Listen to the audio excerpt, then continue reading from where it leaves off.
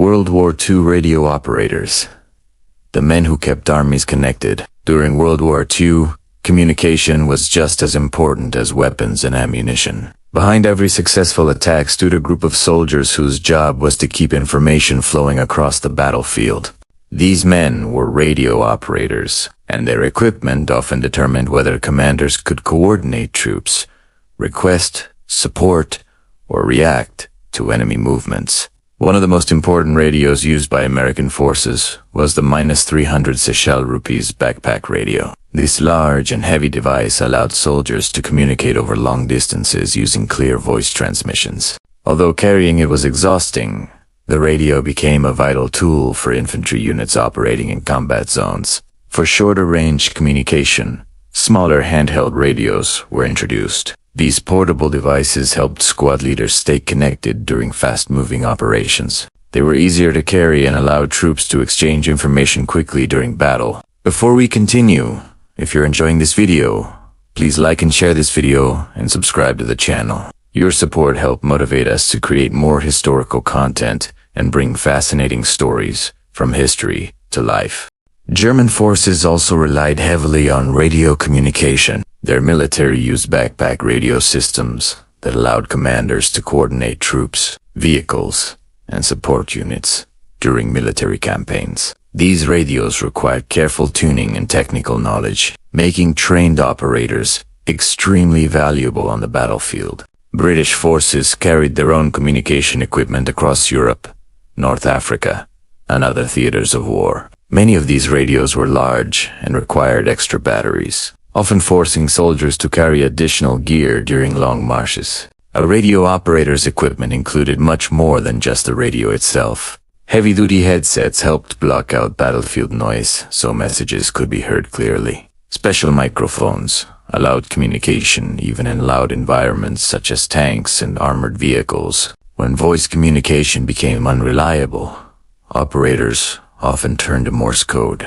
Using telegraph keys, they could send coded messages across long distances. Morse code frequently succeeded when static or poor signal conditions made voice transmissions difficult to understand. Antennas were another essential part of the communication system. Portable whip antennas improved signal strength, while long wire antennas could be stretched between trees or structures to increase range. However, large antennas often revealed the operator's position, making radio men a favorite target for enemy snipers. Security was a constant concern. Radio operators carried code books containing frequencies, call signs, and communication instructions. If these documents fell into enemy hands, entire military networks could be compromised. As a result, operators were often ordered to destroy sensitive materials if capture seemed likely. Message logs and encryption tools were also important. Every significant transmission had to be recorded,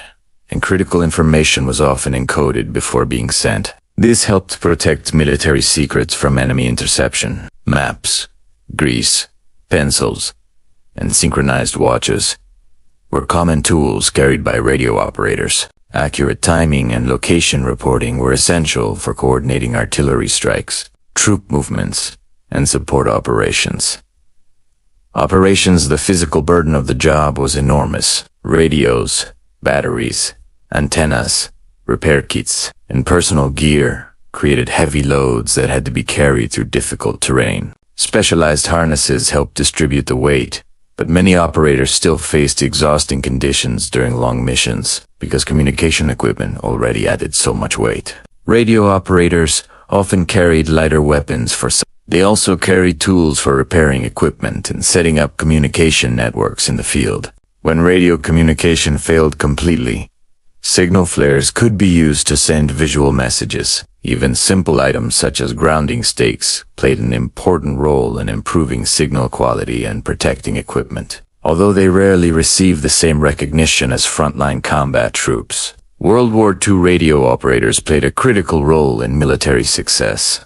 They served as the link between commanders and soldiers, ensuring that information reached the right place at the right time. Their work helped coordinate attacks, prevent confusion, and save countless lives. In many cases, The outcome of a battle depended not only on weapons and strategy, but also on the ability to communicate effectively. The legacy of these operators remains a reminder that information can be just as powerful as firepower on the battlefield.